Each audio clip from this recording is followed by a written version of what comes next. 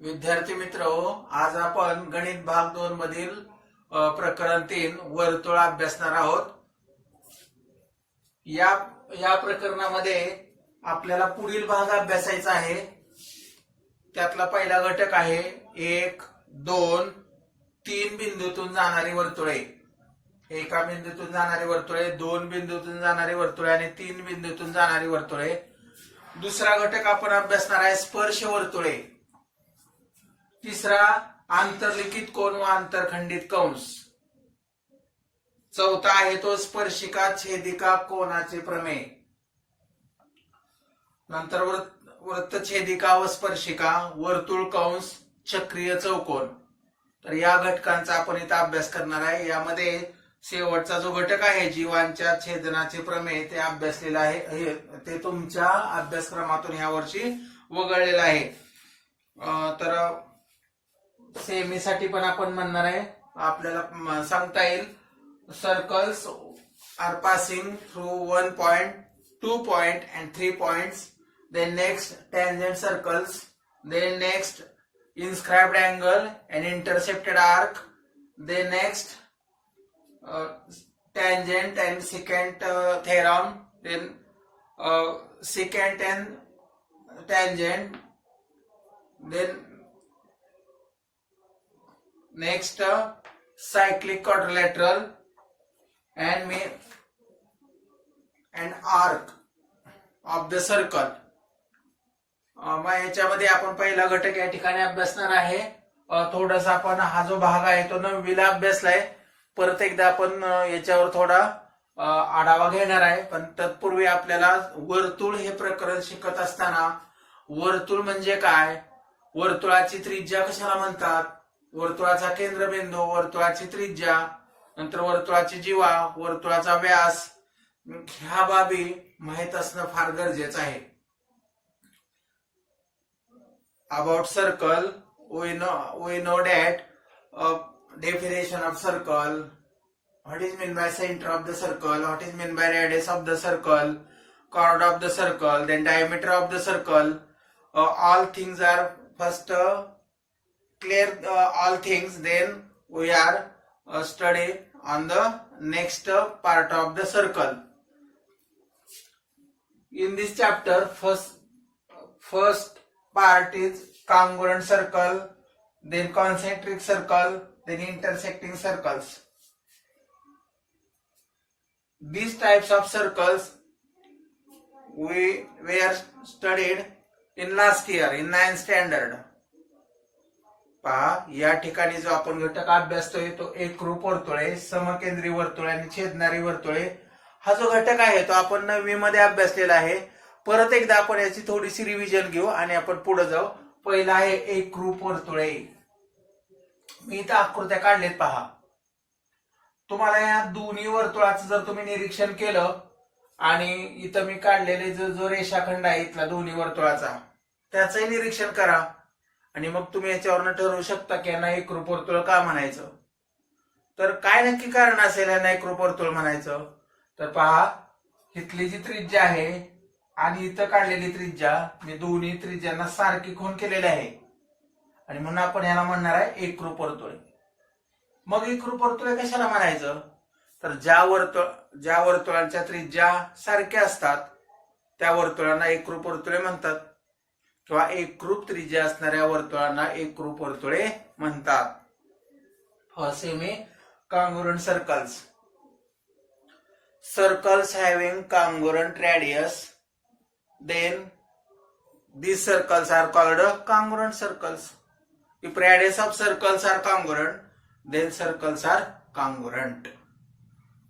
Then next, concentric circles, समकेंद्री वर्तुळे। पुन्हा या आकृत्यांचं निरीक्षण करा।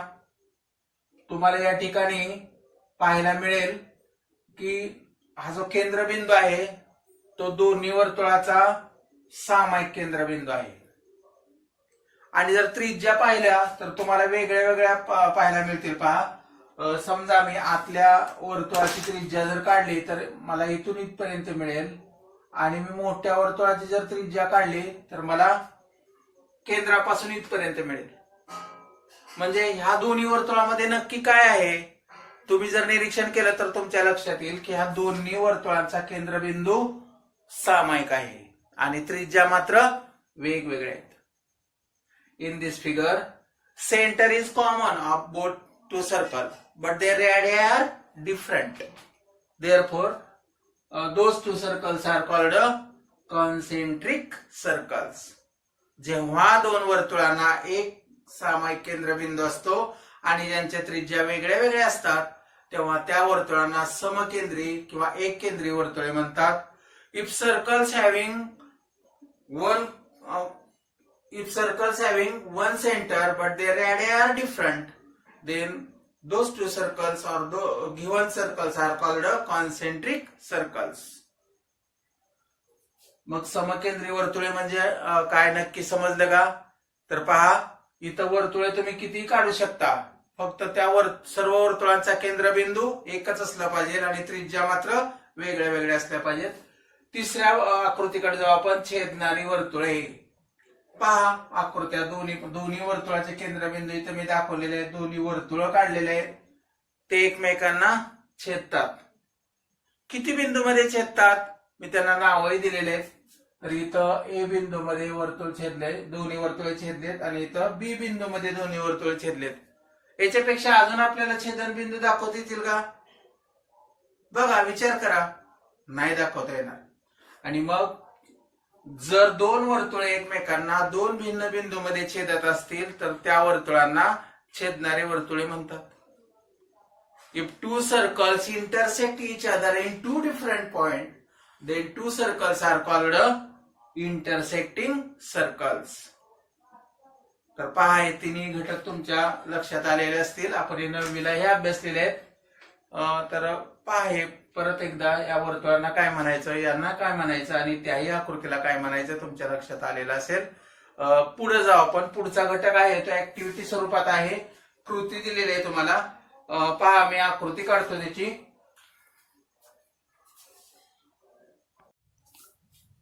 पहा, तुम्हाला या ठिकाणी पान नंबर 47 वर एक कृती दिलेली आहे. मी वाचतो काय पहा.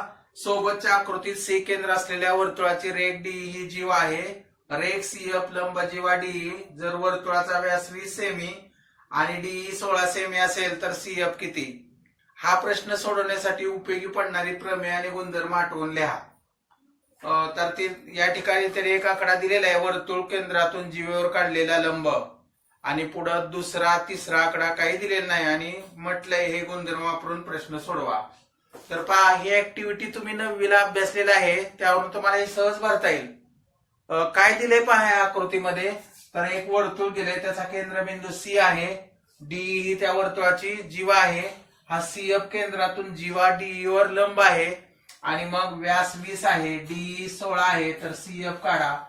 म्हणजे या ठिकाणी तुम्हाला सीएफ काढण्यासाठी ही ऍक्टिव्हिटी लिहायची आहे. In this figure C is the centre of the circle. Segment CF perpendicular to the chord DE. Here diameter is 20 cm or diameter is 20 and DE is equal to 16. Then find CF. Then what is the activity? And then which properties you are used in this activity? अशा पद्धतीने तुम्हाला विचारलेल्या माहिती दिलेली आहे. तर सोपा आहे. पहा, या ठिकाणी जर आपण व्यास दिलेला आहे तो 20 आहे, याचा उपयोग केला तर इतर रॅडियस समजा हे जोडलं आपण C point C and D, तर तुम्हाला रॅडियस किती मिळणार आहे? 10. नंतर या सी डी कॉर्ड म्हणजे जीवा किती आहे? 16. पण आपण शिकलोय की वर्तुळ केंद्रातून जीवेवर काढलेला लंब जीवेस दुभागतो. म्हणजे डीएफ आणि डीएफ आणि ईएफ हे 8-8 एककाचे तुकडे पडतील. आणि मग जर का तुम्हाला या ठिकाणी हा परपेंडिक्युलर दिलाय सीएफ डी ला, तर इकडे काटकोन होईल आणि त्रिकोण सीएफ डी चा पायथागोरस घेतला की तुम्हाला सीएफ ची लांबी मिळेल. काय पायथागोरस घेता येईल पहा. C D square is equal to DF square plus CF square. Then square of 10. Then here DF is equal to 8 square of 8 plus CF square. आणि मग 100 बरोबर 64 अधिक सीएफ चा वर्ग आणि मग तुम्हाला CF बरोबर मिळेल 100 वजा 64 आणि CF बरोबर 10 मधून 4 गेले 6 राहिले हातच्याला 1 7 10 मधून 7 गेले राहिले 3 आणि हातच्याला 1 1 1 गेला 0 आणि वर्गमुळे घेऊन CF तुम्हाला किती मिळणार आहे 6. तर अशा पद्धतीने तुम्हाला याची लांबी मिळणार आहे. पण हे मिळवण्यासाठी आपण कुठल्या कुठल्या बाबीचा विचार केला तर इथं पहिल्यांदा व्यास तुम्हाला 20 दिला होता. आपण त्रिज्या किती घेतली 10 कारण त्रिज्या ही व्यासाच्या निम्मे असते.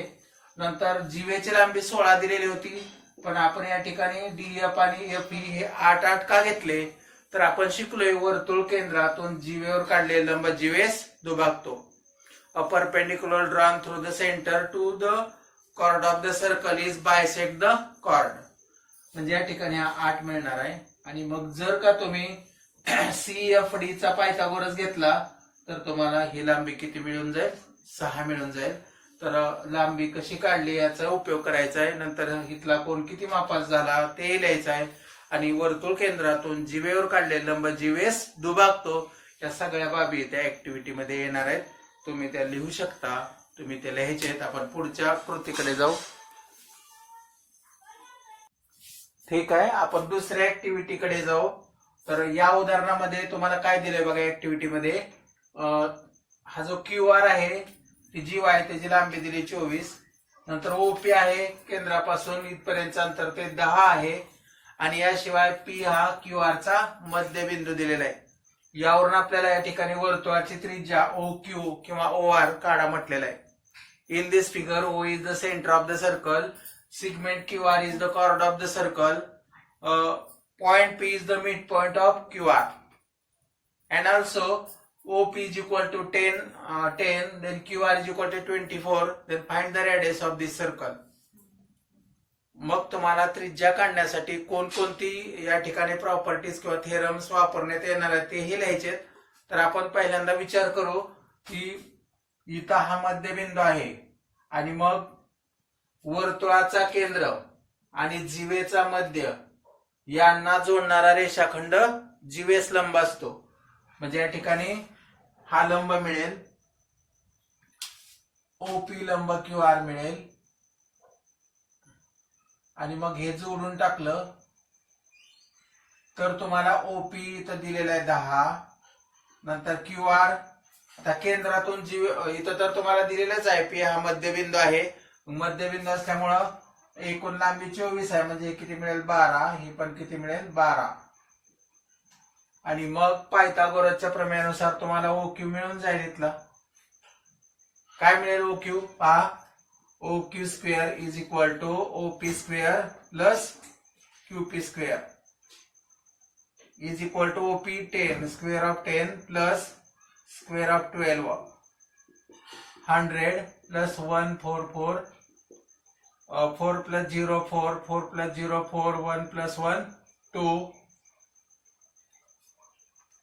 आणि मग OQ square is equal to 244 taking square root वर्गमुळे काढून स्क्वेअर रूट्स वर्गमुळे काढून OQ बरोबर वर्गमूळ चिन्हात 244. आणि मग जर आपण ह्याचे फॅक्टर पाडले अवयव पाडले तर बघा 4 ने भाग जातो म्हणून मी 4 घेतला. 4 सक्क 24 आणि 4 एक्के 4 आणि मग पुढं OQ बरोबर 2 वर्गमुळात 61. OQ is equal to 2 under square root 61 is the radius of the given circle. तर अशा पद्धतीने तुम्हाला हे मिळेल.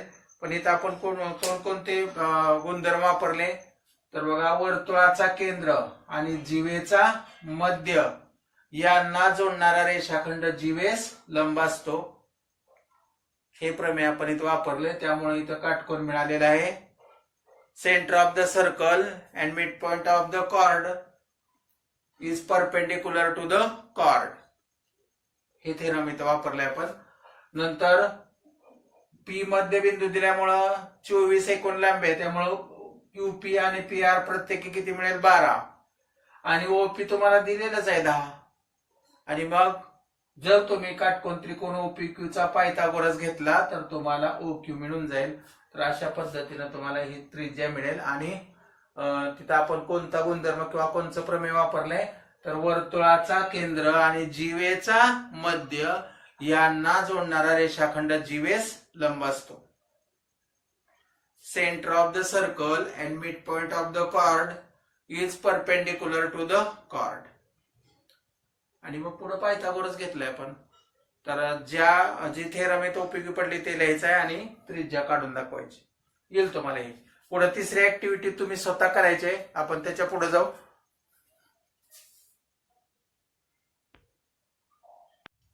ठीक आहे, आपण पुढच्या घटकाकडे जाऊ. पुढचा घटक आहे 1, 2, 3 बिंदूतून जाणारी वर्तुळे.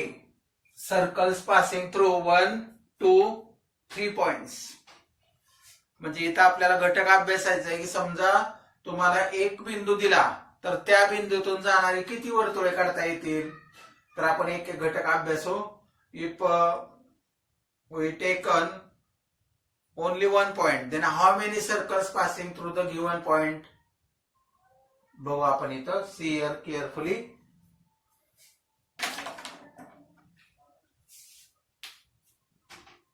समजा मी P हा बिंदू घेतलेला आहे आणि आपल्याला P बिंदूतून जाणारी वर्तुळे काढायचे. तर किती काढता येतात बघू आपण. पहा, समजा मी पहिलं वर्तुळ काढलं इथं जे P बिंदूतून जातं. अशा पद्धतीने एक वर्तुळ काढता येईल. मला दुसरं वर्तुळ काढता येईल अजून की जे पी बिंदूतून जातं. नंतर पुढे तिसरं वर्तुळ काढता येईल की जे पी बिंदूतून जातं. आणि अशा पद्धतीनं दिलेल्या पी बिंदूतून जाणारी असंख्य वर्तुळे काढता येतील. पहा, तुम्ही प्रयत्न करू शकता. एक बिंदू घ्यायचा आणि त्या बिंदूतून जाणारी वर्तुळे काढायची. बिंदू केंद्रबिंदू नाही घ्यायचा, दिलेल्या बिंदूतून जाणारी वर्तुळे काढायची. तर अशा पद्धतीने तुम्हाला असंख्य वर्तुळे काढता येतात. पुढे आपण 2 बिंदू घेऊ. 2 बिंदू मधून जाणारी किती वर्तुळे काढता येतात पाहू. Here if we can take only one point, then how many circles passing through the one point? There are infinite circle passing through the given one point. If we take 2 points, suppose A and B, then how many circles passing through the point A and B? समजा तुम्हाला जर A आणि B असे 2 बिंदू दिले तर त्या 2 बिंदूतून जाणारी किती वर्तुळे काढता येतील. फक्त वर्तुळ जाताना दोन्हीही बिंदूतून गेलं पाहिजे. Circle passing through the given 2 points. बघू आपण. पहा, तर त्यासाठी काय करता येईल आपल्याला. समजा मी हा रेषाखंड काढला म्हणजे बिंदू ए आणि बी जोडले. बिंदू ए बी जोडून टाकले. मग मला या ठिकाणी एक सिगमेंट मिळेल, segment A B.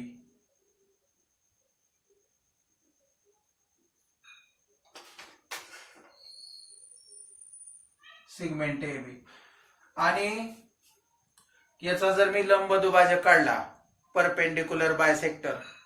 Perpendicular bisector काढण्यासाठी काय करतो आपल्याला माहित आहे. तर काय करायचं, कंपासचं टोक आपण ए बिंदूवर ठेवू आणि कंपास मध्ये हा जो सिगमेंट ए बी आहे, रेषाखंड ए बी याच्या निम्म्यापेक्षा जास्त माप घ्यायचं आणि दोन्ही अंगाला 2 कंस काढायचे. तीच कृती बी बिंदूवर ठेवून करायची. म्हणजे तुम्हाला हा ए बी दुभागलेला मिळेल. अशा पद्धतीने दुभाजक तुम्हाला मिळेल. ते तुम्ही स्वतः दुभागू शकता. तर तुम्हाला या ठिकाणी हा एक दुभाजक मिळेल आणि हा दुभाजक मिळेल. तुम्ही हाताने कंस काढू नका, कंपास घेऊन तुम्हाला काढता येईल. आणि मग हा दुभाजक लंब दुभाजक आहे म्हणजे इथं तयार होणारा कोण काटकोन आहे. आणि समजा मी याला एम नाव दिलं. दोन्ही रेषा आणि रेषाखंड ए बी छेदतो त्याला एम नाव दिलं. तर इथला तुकडा एम आणि इथला बीएम हे दोन्ही सारखे मिळतात. याशिवाय ही जी रेषा आहे, समजा मी त्याला एल नाव दिलं, तर ही रेषा एल रेख ए बी चा लंब दुभाजक आहे. म्हणजे काय, तर रेषा एल काय करते, रेख ए बी चे 2 समान भाग तर करतेच, याशिवाय इथला कोण किती मिळतो 90. आपण 9वी मध्ये रेषाखंडाच्या लंबदुभाजकाचं प्रमेय अभ्यासलंय, त्याचा इथं उपयोग करायचा आहे. तर पहा, मी मग या रेषा एल वर एक बिंदू घेतला, समजा इथं पी बिंदू घेतला आणि पी बिंदू केंद्रबिंदू मानून पी ए एवढी त्रिज्या घेतली किंवा पी बी एवढी त्रिज्या घेतली आणि वर्तुळ काढलं, तर मला ते वर्तुळ ए आणि बी बिंदूतून गेलेलं दिसेल. तर अशा पद्धतीनं तुम्हाला ते वर्तुळ मिळेल. कंपासचा उपयोग करून तुम्ही काढू शकता.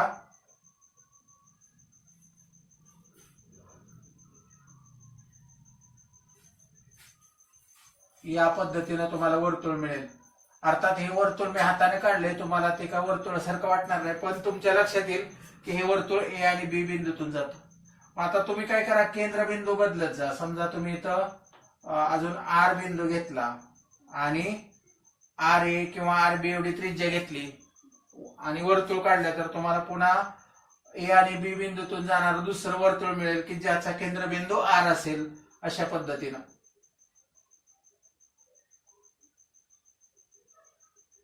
पद्धतीनं तुम्हाला एक दुसरं वर्तुळ मिळेल.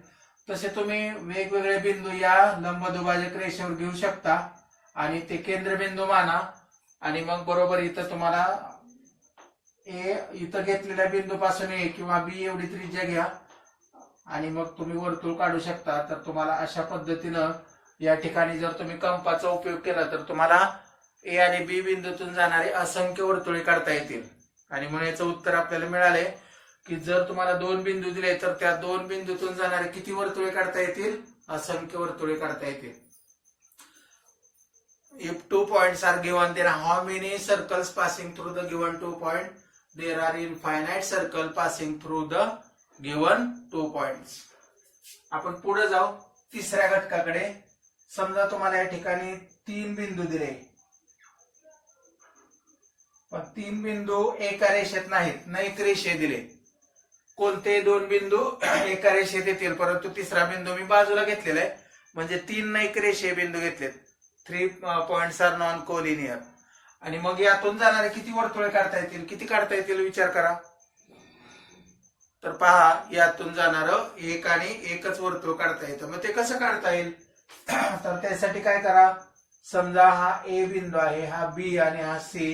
तर याचं सिगमेंट ए बी काढा, रेषाखंड ए बी पट्टीने जोडून, नंतर बी सी पण पट्टीने जोडा आणि ए सी ही पट्टीने जोडा. तर अशा तऱ्हेने तुम्हाला एक त्रिकोण मिळेल. आणि मग त्रिकोणामध्ये हा एक रेषाखंड दुभागा आणि हा दुभागा, या 2 सिगमेंटचा परपेंडिक्युलर बायसेक्टर काढा.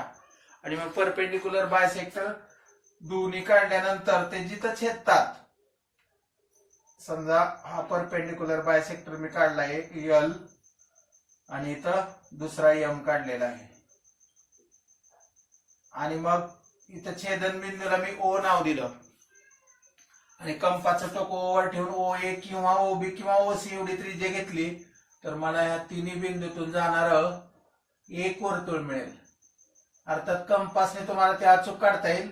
मी तर कंपासचा उपयोग न करता काढतोय, ते तुम्हाला वर्तुळ दिसणार नाही, परंतु तुम्ही जर कंपासचा उपयोग केला तर तुम्हाला या तिन्ही बिंदूतून जाणार एक वर्तुळ दिसेल. आणि म्हणून आपण इथं म्हणणार आहे की 3 नैक रेषे बिंदू मधून जाणारे किती वर्तुळ काढता येतात? तर एक आणि एकच वर्तुळ काढता येतं. If 3 points are non-collinear, then how many circles passing through 3 non-collinear points? Only 1 and 1 circle passing through 3 non-collinear points. मग समजा तुम्हाला 3 एक रेषे बिंदू दिले अशा पद्धतीनं पी क्यू आर, तर आता आपल्याला या तिन्ही एक रेषे बिंदूतून किती वर्तुळ काढता येतील? करा जरा विचार करा. तर या 3 एक रेषे बिंदू मधून जाणारं एकही वर्तुळ काढता येणार नाही. तर हे घटक परत एकदा बघा, परत अभ्यास. आपण समजा एक बिंदू दिला तर एका बिंदूतून जाणारे असंख्य वर्तुळे काढता येतात. Infinite circle can be drawn to the given 1 point. समजा 2 बिंदू दिले तर 2 बिंदूतून जाणारेही असंख्य वर्तुळे काढता येतात. त्यासाठी काय केलं आपण, तर रेषाखंड, समजा ए आणि बी बिंदू दिलेत तर त्याचा रेषाखंड ए बी काढा, त्याचा लंब दुभाजक काढा. रेषाखंड कसा दुभागायचा आपण शिकलोय. आणि मग लंब दुभाजक रेषेला नाव द्या आणि त्यावर कोणतेही बिंदू घ्या. पहिल्यांदा समजा मी पी बिंदू घेतला तर मग कंपासचं टोक पी बिंदूवर ठेवा. P1 किंवा PB एवढी त्रिज्या घ्या आणि सर्कल काढा. तुम्हाला ते सर्कल ए आणि बी बिंदूतून गेलेलं दिसेल. तसे बिंदू बदलत जा रेषा एल वर, ते केंद्रबिंदू होतील. आणि मग तिथून PA म्हणजे आता समजा आर घेतला तर RA आणि RA किंवा RB एवढी त्रिज्या घ्या आणि वर्तुळ काढा. ते तुम्हाला ए आणि बी बिंदूतून गेलेलं दिसेल. अशा पद्धतीनं तुम्ही खालच्या बाजूलाही त्या रेषेवर बिंदू घेऊ शकता, वरच्या बाजूलाही घेऊ शकता रेषा वाढवून. आणि मग तुम्हाला अशी असंख्य वर्तुळे ए आणि बी बिंदूतून गेलेली दिसतील. अर्थात ही वर्तुळे काढताना कंपासचा उपयोग करायचा आहे. आणि मग इथं आपण म्हणू शकतो की दिलेल्या दोन भिन्न बिंदूतून जाणारी असंख्य वर्तुळे काढता येतात. त्याचा पुढचा घटक आहे की समजा 3 नैक रेषीय बिंदू दिले. नैक रेषीय म्हणजे एका रेषेत नसलेले. आणि मग त्यातून जाणारे किती वर्तुळे काढता येतील, तर त्यातून जाणारं एक वर्तुळ काढता येतं. ते कसं काढले आपण पहा. तर पहिल्यांदा त्रिकोण तयार करून घ्या दिलेल्या 3 बिंदूचा. की जसं की ते ABC बिंदू दिलेत तर मी त्रिकोण ABC तयार केला आणि बाजू AB चा लंब दुभाजक काढला. लंब दुभाजक काढायला शिकलोय आपण तरी सांगतो मी. कंपासचं टोक ए वर ठेवा. कंपास मध्ये AB च्या निम्म्यापेक्षा जास्त माप घ्या. इकडे कंस काढा, इथेही काढा. तीच कृती तुम्ही बी बिंदूवर ठेवून करा आणि मग तुम्हाला ही पहिली लंब दुभाजक रेषा मिळेल. अगदी त्याच पद्धतीनं रेषाखंड AC ची लंब दुभाजक रेषा मिळवा आणि दोन्ही रेषा जिथे छेदतात लंब दुभाजक त्या रेषेवर छेदनबिंदूला नाव द्या आणि मग कंपासचं टोक त्या बिंदूवर ठेवा. कंपास मध्ये कुठल्या एका शिरोबिंदू एवढी त्रिज्या घ्या, OA, OB किंवा OC, आणि वर्तुळ काढा. ते वर्तुळ तुम्हाला तिन्ही शिरोबिंदूतून गेलेलं दिसेल. आणि मग आपण इथं म्हणणार आहे की दिलेल्या 3 नैक रेषीय बिंदूतून जाणारे किती वर्तुळे काढता येतात, तर एक आणि एकच वर्तुळ काढता येतं. हे आपल्याला याच्यावर सांगता येईल. If 3 points are non-collinear, then how many circles passing through the given 3 points? There is only one circle passing through 3 non-collinear points. आणि मग समजा तुम्हाला 3 एक रेषीय बिंदू दिले तर यातून जाणारे किती वर्तुळे काढता येतील, तर यातून जाणारं एकही वर्तुळ काढता येणार नाही. तर अशा पद्धतीनं आपण हा घटक इथं संपवलेला आहे. तुम्हाला पान नंबर म्हणजे हा कृती तुम्ही स्वतः करायचेत, आकृत्याही काढायचेत. आणि पान नंबर 49 वर रिमेंबर दिस म्हणजे हे लक्षात ठेवूया, हे 4चे 4 अंक लिहून काढायचेत. ठीक आहे. पुढच्या तासाला आपण उरलेला भाग बघू.